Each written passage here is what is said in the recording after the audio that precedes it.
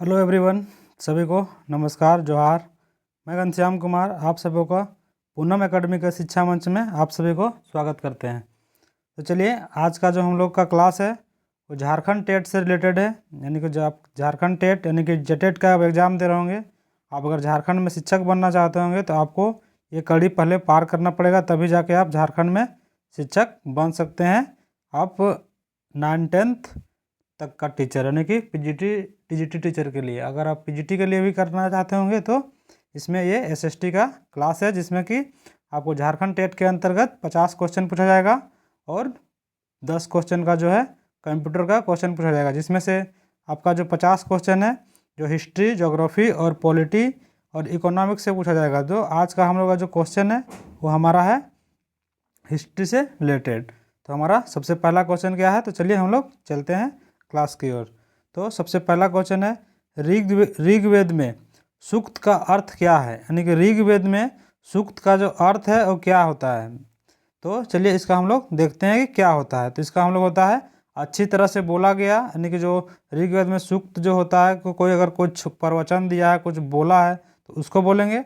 या फिर option number B है ईश्वर की स्तुति करना, यानी कि ईश्वर का पूजा पाठ करना, उसको कहा गया है। या फिर ऑप्शन नंबर सी है युद्ध का गान, यानी कि युद्ध का गान करना। या फिर ऋषियों की रचना, यानी ऋषि द्वारा कुछ रचना किया गया है, कुछ काव्य लिखा गया, उसको कहते हैं। तो ऋग्वेद किसको कहते हैं, तो ये हमारा कहते हैं अच्छी तरह से। ऋग्वेद में सूक्त किसको कहते हैं, उसका अर्थ क्या होता है, तो इसका होता है अच्छी तरह से बोला गया, यानी कि उसमें कुछ चीज़ बोला जाता है ऋषि मुनियों के द्वारा, उस चीज़ को जो एक अच्छे तरीके से सिलसिलेवार तरीके लिखा गया है उसी को हम लोग कहते हैं। ठीक है, यानी कि इसका राइट आंसर क्या हो जाएगा, तो ऑप्शन नंबर 1 इसका राइट आंसर हो जाएगा। नेक्स्ट क्वेश्चन है क्वेश्चन नंबर 2, मगध के उत्थान के लिए कौन सा प्रथम शासक उत्तरदायी था।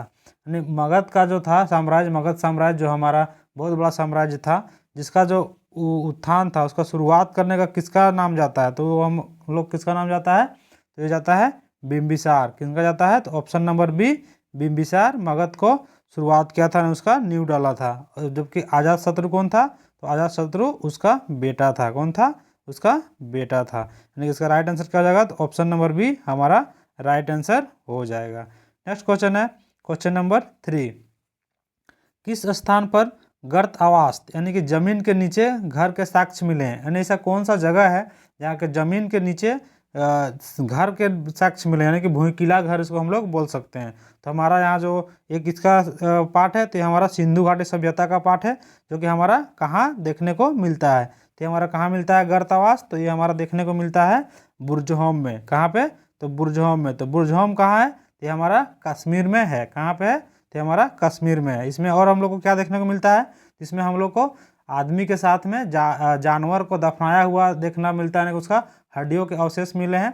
यानी कहने का मतलब है कि पहले के लोग ये मानते थे कि आदमी को अगर हम दफन कर देंगे तो उसको खाने के लिए भी सामान चाहिए, यानी मरने के बाद उसको भी सामान चाहिए, इसलिए उसके साथ में बकरी वगैरह को यानी कि उसके साथ में ही दफन कर दिया जाता था। तो हमें कैसे पता चला है, तो ये हमें जब कहाँ से पता चला है, तो ये कश्मीर का बुर्जहोम से पता चला है, जिसमें कि हम लोग को हड्डियों को अवशेष से पता चला है। वही हम लोग पता ऑप्शन नंबर बी देखते हैं। तो ऑप्शन नंबर बी क्या है, तो ये मेहरगढ़। मेहरगढ़ में क्या होता है, तो हम लोग खेती का साक्ष्य मिला है। चिरांद कहाँ है, चिरांद तो ये हमारा बिहार में है।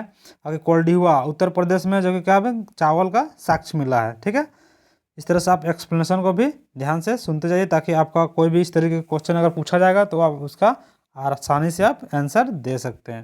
नेक्स्ट क्वेश्चन है, इल्बर्ट बिल का भारतीय न्यायाधीशों के समर्थन क्यों किया।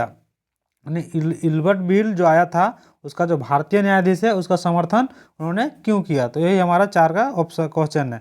तो क्या यह यूरोपीय लोगों के खिलाफ था, या फिर यह भारतीयों को उच्च पद देता था, या यह भारतीयों और ब्रिटिश न्यायाधीशों के बीच समानता लाता था, या इनमें से कोई नहीं। इसका हमारा राइट आंसर क्या हो जाएगा, तो ये इसका हो जाएगा यह भारतीय और ब्रिटिश न्यायाधीशों के बीच समानता लाता था। यानी इल्बर्ट बिल एक ऐसा बिल था जिसमें कि हमारा जो भारत के जो वकील सब थे उनको भी न्यायाधीश का मतलब कि जो समानता, यानी कि जो वकील थे वकालत करने की जो समानता दिया गया था। किनको, तो अंग्रेजों जो ब्रिटिश वकील थे उनके साथ में, यानी कि न्यायाधीशों के साथ में। ठीक है, इस तरीके का इसका कहानी है। नेक्स्ट क्वेश्चन है क्वेश्चन नंबर 5। अशोक के अधिकतर अभिलेख किस भाषा में लिखे गए हैं? यानी कि अशोक एक सम्राट था, यानी महान शासक था। उनका जो अधिकतर अभिलेख है, यानी कि उनके शासनकाल में जो कुछ कुछ चीज़ लिखे गए हैं, तो कौन से भाषा में लिखे गए हैं, ये चीज़ हम लोग को बोला जा रहा है। तो ये कौन से भाषा में लिखे गए हैं? तो ये प्राकृत और ब्राह्मणी भाषा में लिखे गए हैं। कौन सा? तो प्राकृत और ब्राह्मणी भाषा में लिखे गए हैं, यानी ऑप्शन नंबर बी इसका करेक्ट आंसर हो जाएगा। कौन सा? तो option number B. Next question है क्वेश्चन नंबर 6। क्वेश्चन नंबर 6 क्या कर रहा है? दिल्ली सल्तनत के किस शासक ने सजीदा और पाबोस प्रथा शुरू की थी? यानी कि दिल्ली सल्तनत का जो शासक था जिसने सजीदा प्रथा और पाबोस प्रथा शुरू की थी, तो इसमें से कौन सा शासक ये कार्य किया था? हम लोग इसको देखते हैं, इससे कौन किया था? तो इसको किया था बलबन ने। कौन किया था? बलबन। जबकि रजिया सुल्तान क्या थी? तो भारत की पहली महिला शासिका थी, यानी कि वो कौन थी? तो भारत की पहली महिला शासिका थी रजिया सुल्तान, यानी कि राज करने वाली प्रथम महिला थी भारत में। ठीक है। नेक्स्ट क्वेश्चन है क्वेश्चन नंबर 7। खानवा का युद्ध 1527, यानी कि खानवा का युद्ध कब हुआ था? तो 1527 ईस्वी में हुआ था। पहली बात तो यही एक क्वेश्चन बन जाएगा। दूसरा क्या बोला है? किनके और किनके बीच में लड़ा गया था? तो खानवा का बीच किनके किनके बीच में लड़ा गया था? तो ये हमारा बाबर और राणा सांगा के बीच में लड़ा गया था। किनके बीच? तो ये बाबर और राणा सांगा के बीच में खानवा का युद्ध लड़ा गया था। ठीक है। नेक्स्ट क्वेश्चन है क्वेश्चन नंबर 8। अस्थाई बंदोबस्त 1793 में, जो अस्थाई बंदोबस्त है वो 1793 ईस्वी में कौन लागू किया था? कौन लागू किया था? तो उसके बारे में पूछा जा रहा है। तो इसका हम लोग को राइट आंसर क्या जानेंगे? यानी कि वालिस पोलिस। इसको हम लोग इस तरह से याद करेंगे। यानी अस्थाई मतलब क्या होता है? अगर हम किसी चीज़ को पॉलिश कर देते हैं तो क्या होता है? वो परमानेंट पॉलिश रह जाता है। यानी कि कोई टेबल है या फर्नीचर है या फिर मतलब पलंग है, तो उसको क्या करते हैं? पॉलिश करता है, पेंट लगाता है, तो लगा रह जाता है ना हमेशा के लिए। तो इस तरह इसको हम ट्रिक से याद करेंगे। यानी कि अस्थाई बंदोबस्त का बात करेगा तो कॉर्नवालिस, यानी कि पॉलिश। तो इस तरीके हम लोग इसको याद कर सकते हैं। वही पूछेगा कि रेल किसके समय में आया था? तो लॉर्ड डलहौजी के समय में आया था। कब? तो 1853 ईस्वी में। जबकि ये हमारा राइट आंसर क्या हो जाएगा इसका? तो ये हमारा राइट आंसर हो जाएगा ऑप्शन नंबर बी, इसका राइट आंसर हो जाएगा। नेक्स्ट क्वेश्चन है क्वेश्चन नंबर 9। बिरसा मुंडा ने किस क्षेत्र में विद्रोह का नेतृत्व किया था? यानी जो बिरसा मुंडा थे वो कहाँ से थे? तो झारखंड से थे। तो उनको क्या कहा जाता था? तो झारखंड का उसको भगवान माना जाता है झारखंड में, यानी कि धरती आबा उनको कहा जाता है। महावीर बिरसा भगवान कहा जाता है। तो वो हमारा कौन सा क्षेत्र थे वही हम लोग को पूछा गया है।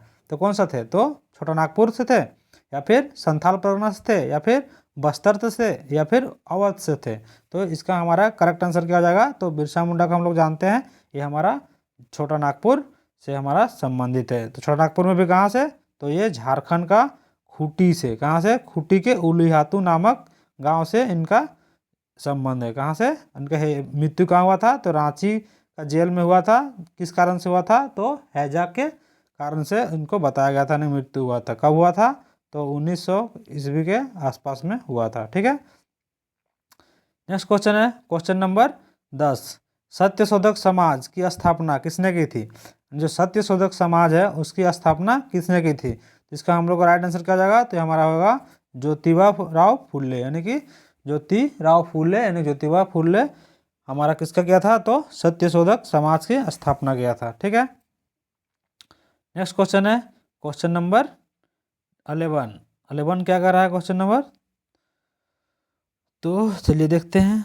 1857 के विद्रोह के समय भारत का गवर्नर जनरल कौन था? यानी 1857 के समय में जब हम लोग का विद्रोह छिड़ा हुआ था अंग्रेजों के खिलाफ, तो उस समय जो भारत यहाँ का जो गवर्नर जनरल का जो पद है वो कौन संभाले था? तो उससे पहले कौन था? तो उससे पहले था डलहौजी था। कौन था? डलहौजी था। तो वो जब कार्यकाल खत्म किया तो कौन आया? उस समय आया था लॉर्ड कैनिंग। कौन आया था? तो लॉर्ड कैनिंग 1857 का विद्रोह के समय में हमारा जो गवर्नर जनरल था। ठीक है। नेक्स्ट क्वेश्चन है क्वेश्चन नंबर 12। भारतीय राष्ट्रीय कांग्रेस के प्रथम मुस्लिम अध्यक्ष कौन थे? यानी भारतीय राष्ट्रीय कांग्रेस के जो प्रथम मुस्लिम अध्यक्ष थे वो कौन थे? तो हमारा क्या हो जाएगा? तो हमारा सबसे पहले बात की कांग्रेस कब बना था? तो 1885 ईस्वी में बना था। कब बना था? तो तो 1885 ईस्वी में बना था। जबकि इसका जो प्रथम जो मुस्लिम अध्यक्ष थे कौन थे, तो बदरुद्दीन तैयबजी थे। कौन थे, तो हमारा प्रथम जो मुस्लिम अध्यक्ष थे कौन थे, तो बदरुद्दीन तैयबजी थे। ठीक है, इसका हमारा राइट आंसर हो जाएगा।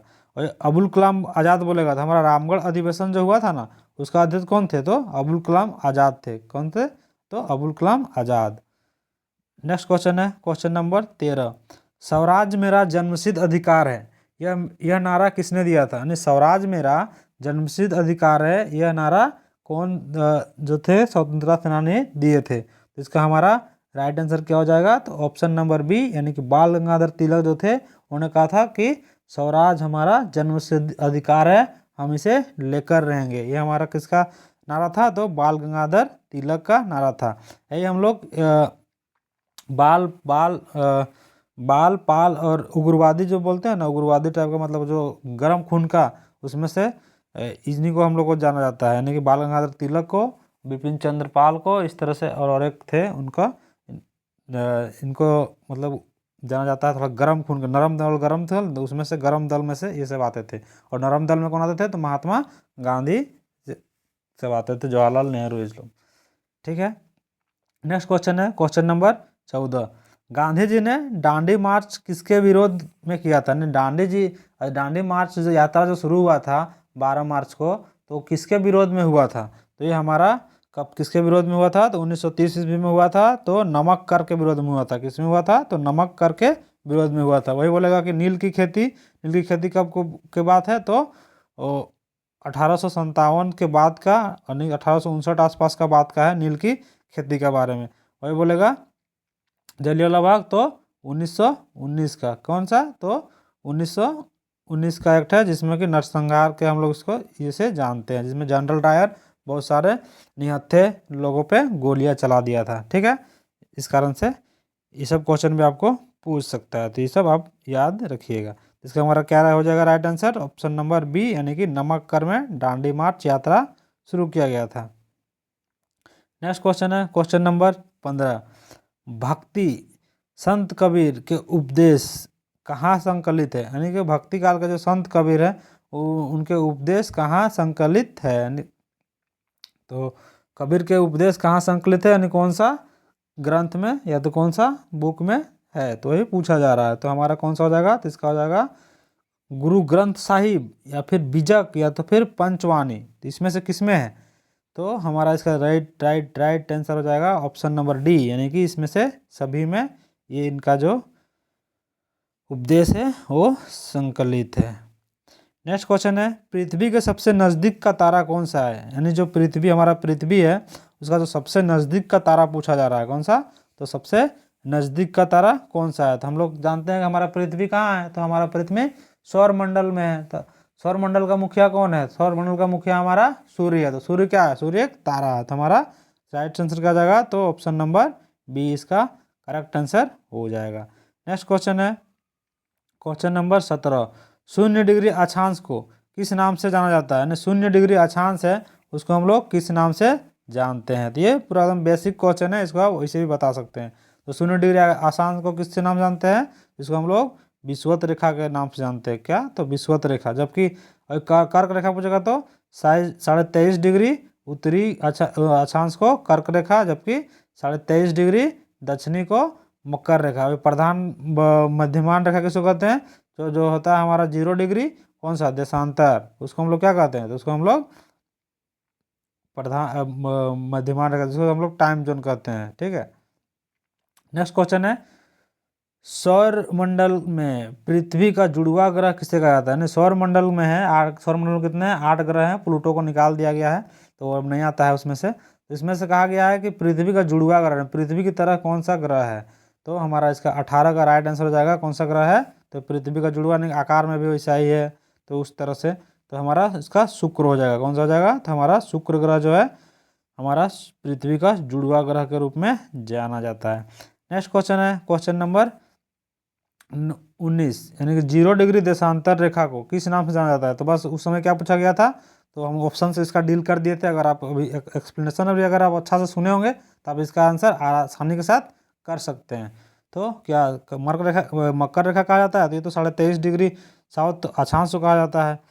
आर्कटिक वृत्त ये तो नहीं है, भूमध्य रेखा तो 0 डिग्री का होता है, तो हमारा क्या हो जाएगा, तो प्रधान याम्योत्तर, कौन सा, तो प्रधान याम्योत्तर रेखा को हम लोग, इसमें हम लोग इसी से टाइम जोन को निकालते हैं। ठीक है, नेक्स्ट क्वेश्चन है, वायुमंडल की कौन सी परत हवाई जहाज उड़ाने के लिए आदर्श है, यानी जो वायुमंडल का कौन सा परत है जो हवाई जहाज को उड़ाने के लिए आदर्श है, तो कौन सा है, तो ये हमारा समताप मंडल है, यानी कि बादलों के ऊपर में जाके हम उड़ान भरते हैं, यानी कि समताप मंडल इसके लिए अच्छा है। ठीक है, वहाँ पे कोई भी टर्बुलेंस उतना नहीं होता है। वही हम लोग परिवर्तन मंडल किसको कहते हैं, तो क्षोभ मंडल कहते हैं। हम लोग किसमें रहते हैं, तो हम लोग क्षोभ मंडल में रहते हैं। ठीक है, इस तरीके का।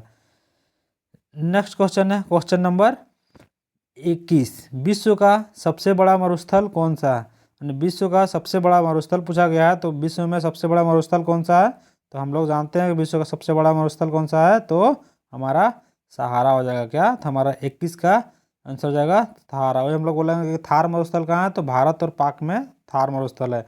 गोबी मरुस्थल कहाँ है, तो हमारा मंगोलिया और चीन में गोबी मरुस्थल है। कालाहारी मरुस्थल कहाँ है, तो हमारा अफ्रीका साइड में कालाहारी मरुस्थल है। तो हमारा इसका राइट आंसर क्या हो जाएगा, तो राइट आंसर हो जाएगा हमारा सहारा मरुस्थल विश्व का सबसे बड़ा मरुस्थल है। ठीक है, वही पूछेगा गर्म मरुस्थल पूछेगा, इसमें घुमाता है, देखिए अगर गर्म पूछेगा तो जाके सहारा होगा, नहीं तो अगर खाली अगर इसमें अंटार्कटिका ये सब दे देगा, आर्टिक अंटार्कटिका ये सब, तो वो भी मरुस्थल ही है लेकिन वो ठंडा है, तो इस कारण से उसमें घुमाता है। तो इस तरह से आप देख लीजिएगा आपको क्या पूछा जा रहा है। भारत की सबसे पुरानी पर्वत श्रृंखला कौन सी है, यानी भारत का जो सबसे पुराना पर्वत श्रृंखला है कौन सा है, तो हमारा इसका राइट आंसर हो जाएगा हिमालय। क्या है, सबसे युवा है। अरावली क्या है, तो अरावली सबसे पुराना है। आगे सतपुड़ा और पश्चिमी घाट तो हमारा दक्कन का पठार का भाग है। ठीक है, तो हमारा इसमें सही आंसर क्या हो जाएगा, तो हमारा यानी कि प्रायद्वीपीय भारत वाला नहीं होगा, यानी कि हमारा हो जाएगा अरावली। अरावली कहाँ पे है, तो हमारा राजस्थान से लेके दिल्ली तक में है, यानी गुजरात राजस्थान दिल्ली तक ये फैला हुआ है। ठीक है, इसका सबसे ऊंचा चोटी पूछेगा तो क्या हो जाएगा, तो माउंट आबू इसको सबसे ऊंचा चोटी है। ठीक है, इसको गुरु शिखर कहते हैं। नेक्स्ट क्वेश्चन है क्वेश्चन नंबर 23, क्षेत्रफल के अनुसार भारत का विश्व में कौन सा स्थान है। ये तो सबसे बेसिक क्वेश्चन है, लेकिन आपको जेटेड ज़्यादा टफ क्वेश्चन नहीं पूछेगा, तो आपको इसी तरह इसी लेवल का क्वेश्चन आपको करके जाना पड़ेगा। तो ये तो आप 6-7 क्लास का NCERT से एक सब क्वेश्चन है। तो चलिए इसका जवाब देते हैं, कौन सा है, तो 5वां है, छठा है, 7वां या फिर दूसरा है, तो हमारा क्षेत्रफल के अनुसार कौन सा है, तो 7वां है। ये आप सब बहुत पहले पढ़ चुके होंगे, आपको याद भी होगा। नेक्स्ट क्वेश्चन है, काजीरंगा राष्ट्रीय उद्यान किसके लिए प्रसिद्ध है, यानी जो काजीरंगा राष्ट्रीय उद्यान है, सबसे पहले तो कि ये कहाँ पे है, तो ये हमारा कहाँ है, तो हमारा केरल में है। कहाँ, केरल बोलते हैं, असम में है। कहाँ पे है, असम में है। कहाँ है, असम में काजीरंगा राष्ट्रीय उद्यान है। तो किसके लिए फेमस है, तो ये एक सींग वाला गेंडा के लिए काजीरंगा राष्ट्रीय उद्यान फेमस है। ठीक है, नेक्स्ट क्वेश्चन है क्वेश्चन नंबर 25, विश्व में सर्वाधिक वर्षा वाला स्थान मासिनराम किस राज्य में स्थित है, यानी जो सबसे ज़्यादा वर्षा होता है गारो खासी जयंती पहाड़िया के बीच में, जो कि कहाँ पे है, चेरापूंजी मासिनराम, तो विश्व में सबसे ज़्यादा वर्षा होता है। ये भी क्वेश्चन आपको पता होगा, तो कहाँ होता है, तो ये हमारा मेघालय राज्य में है। कहाँ पे है, तो मेघालय में मासिनराम स्थित है। नेक्स्ट क्वेश्चन है क्वेश्चन नंबर 26, किस ग्रह को लाल ग्रह भी कहा जाता है, यानी यहाँ में से कौन सा ऐसा ग्रह है जिसको हम लोग लाल ग्रह भी कहते हैं। तो सबसे ज़्यादा हम लोग को लाल ग्रह कहने किसको कहते हैं, तो हम लोग इसका भी बहुत ही आसान आंसर है, इसको भी आप आसानी के साथ आंसर दे सकते हैं, यानी कि इसका मंगल ग्रह जो है, मंगल ग्रह सबसे लाल ग्रह है। आयरन ऑक्साइड यहाँ पे पाया जाता है, इस कारण से वो इसका कलर लाल हो गया है। नेक्स्ट क्वेश्चन है क्वेश्चन नंबर 27, नर्मदा नदी का उद्गम स्थल कहाँ है, यानी कि नर्मदा नदी है वो कहाँ से निकलती है, तो ये रहा हमारा अमरकंटक का पहाड़। यहाँ से इधर सोन नदी निकल गई, कहाँ से, ब्लू कर देते हैं इसको, इधर सोन नदी निकल गई, इधर हमारा नर्मदा नदी निकल गई और इधर महानदी निकल गई। तो इस तरीके का हमारा नर्मदा नदी कहाँ से निकलती है, तो अमरकंटक पहाड़ से निकलती है। कहाँ से, तो अमरकंटक का पहाड़ से, यानी कि ऑप्शन नंबर 1 इसका राइट आंसर हो जाएगा। ठीक है, वही पूछेगा कृष्णा नदी कहाँ से निकलती है, तो कृष्णा नदी महाबलेश्वर से निकलती है। गोदावरी नदी कहाँ निकलती है, तो वो हमारा नासिक के आसपास से निकलती है। कहाँ से, तो नासिक के आसपास से निकलती है, यानी महाराष्ट्र से। नेक्स्ट क्वेश्चन है क्वेश्चन नंबर 28, भारतीय संविधान का अभिभावक किसे कहा जाता है, यानी भारतीय संविधान का अभिभावक किसे कहा जाता है, तो इसका 28 का हमारा राइट आंसर क्या हो जाएगा, तो हमारा राइट आंसर हो जाएगा सर्वोच्च न्यायालय। क्या, तो यानी किसके देख रेख में हमारा संविधान सुरक्षित रहता है? तो हमारा सुप्रीम कोर्ट के दिशा निर्देश यानी देख रेख पे हमारा संविधान की रक्षा कौन करता है? तो सर्वोच्च न्यायालय करता है, यानी कि सुप्रीम कोर्ट करता है। इसलिए हम लोग उसको क्या कहते हैं? भारतीय संविधान का सर्वोच्च न्यायालय कहते हैं। ठीक है, नेक्स्ट क्वेश्चन है क्वेश्चन नंबर 29। शिक्षा का अधिकार आरटीई किस अनुच्छेद के तहत मौलिक अधिकार है? यानी शिक्षा का अधिकार आरटीई एक्ट जो है, राइट टू एजुकेशन एक्ट, किस मौलिक कर्तव्य के तहत यानी मौलिक अधिकार के तहत हमारा वो अधिकार बना हुआ है? तो हमारा ये हुआ था यानी कि 86वां संविधान संशोधन, जिसमें से हम लोग को क्या हुआ था? तो 21A के तहत हमारा शिक्षा का अधिकार आरटीई एक्ट को जोड़ा गया, जिसमें क्या बोला गया कि 6 से 14 साल के बच्चे को फ्री और निःशुल्क शिक्षा देना अनिवार्य है। क्या? तो 6 से 14 साल के बच्चे को शिक्षा देना अनिवार्य है, इसके बारे में कहा गया था। यानी कि 21 का ए हमारा इसका राइट आंसर हो जाएगा। ठीक है, नेक्स्ट क्वेश्चन है क्वेश्चन नंबर 30। लोकसभा में राष्ट्रपति द्वारा कितने सदस्य मनोनीत किए जा सकते हैं? यानी लोकसभा में जो राष्ट्रपति जो हैं तो कितने सदस्यों का मनोनीत करते हैं, वही चीज़ हम लोग को पूछा गया है। तो हमारा इसका राइट आंसर हो जाएगा कि जो लोकसभा में है राष्ट्रपति की कितने का मनोनीत करते प्रावधान है, तो वो हमारा है 2 का था पहले, लेकिन अब क्या है वो हमारा खत्म हो चुका है। तो हमारा पहले 2 था, तो ये क्वेश्चन नहीं पूछेगा, यानी कि अगर पूछ सकता है कि पहले कितना किया जा सकता था वो पूछ सकता है, लेकिन इसका हमारा नहीं होगा, यानी कि 2 था पहले, उस तो पुराना क्वेश्चन है, उस कारण से इसका आंसर समझिए, इसको ये क्वेश्चन को क्रॉस कर दीजिए, यानी कि इसको आपको याद नहीं करना है। ठीक है, नेक्स्ट क्वेश्चन है यानी कि छुआछूत का उन्मूलन, यानी कि जो छुआछूत का अंत है, यानी कि ये छोटा जाति का है, बड़ा जाति का है, वो इस कास्ट का है, उस कास्ट का है, इस तरीके का जो छुआछूत है ना, उसका अंत किस अनुच्छेद के तहत कहा गया है संविधान के अंतर्गत? तो ये हमारा कौन सा अनुच्छेद में कहा गया है? तो हमारा अनुच्छेद 17 में कहा गया है। कहाँ पे? तो अनुच्छेद 17 में इस चीज़ का छुआछूत का अंत के बारे में कहा गया है। तो इसका हमारा राइट आंसर क्या जाएगा? तो ऑप्शन नंबर सी इसका राइट आंसर हो जाएगा। ठीक है, नेक्स्ट क्वेश्चन है क्वेश्चन नंबर 32। राज्यसभा का पदेन सभापति कौन होता है? यानी राज्यसभा है उसका जो पदेन सभापति कौन होता है? तो इसका हमारा पदेन जो सभापति होता है वो ऑटोमेटिक कौन हो जाता है? तो उपराष्ट्रपति बन जाता है। कौन हो जाता है? तो उपराष्ट्रपति राज्यसभा का पदेन सभापति होते हैं। ठीक है, नेक्स्ट क्वेश्चन है क्वेश्चन नंबर 33।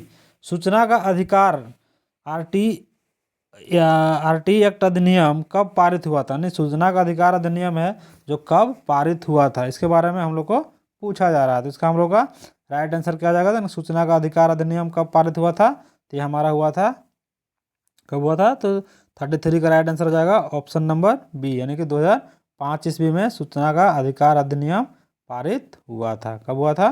तो ऑप्शन नंबर बी, यानी कि 2005 ईस्वी में। नेक्स्ट क्वेश्चन है पंचायती राज व्यवस्था का त्रिस्तरीय ढांचा, यानी पंचायती राज व्यवस्था का त्रिस्तरीय ढांचा के बारे में बात किया गया है। तो ढांचा किसकी सिफारिश पर बनाया गया है? यानी जो हमारा पंचायती राज है जिसमें कि 3 स्तर का हम लोग का चुनाव होता है, तो वो किनके सहमति यानी कि किनके सिफारिश पे वो बनाया गया था, वही पूछा गया है। ठीक है, यानी कि वो पंचायत लेवल का चुनाव होता है, फिर प्रखंड लेवल का, ब्लॉक लेवल का चुनाव होता है, फिर जाके आपका जिला पार्षद का चुनाव होता है। तो यानी कि कहने का मतलब है कि पंचायत में चुनाव हुआ मुखिया का, ठीक है, तो यही आपको ब्लॉक लेवल का चुनाव हुआ किसका? तो सरपंच जिसको बोला जाता है, तो उनका। इसके बाद जो जिला लेवल से किसका चुनाव हुआ? तो जिला पार्षद का चुनाव हुआ। तो वही किनके सिफारिश पे वो चीज़ लाया गया, तो हमारा कौन सा हो जाएगा? तो बलवंत राय मेहता समिति, किनका? तो बलवंत राय मेहता समिति के सिफारिश पे पंचायती राज का त्रिस्तरीय ढांचा दिया गया है। ठीक है, नेक्स्ट क्वेश्चन है नगर पालिका से संबंधित संवैधानिक संशोधन कौन सा है? यानी कि जो नगर पालिका से जो संबंधित संविधान संशोधन है वह कौन सा है? तो सबसे पहले हम लोग देखते हैं 73वां। तो 73वां संविधान संशोधन क्या है? तो ये हमारा क्या है? तो इसमें हम लोग को गांव यानी कि पंचायत लेवल का बात किया गया है, किसमें? तो ग्राम पंचायत का। जबकि हम लोग का नगर पालिका किसमें बात किया गया है?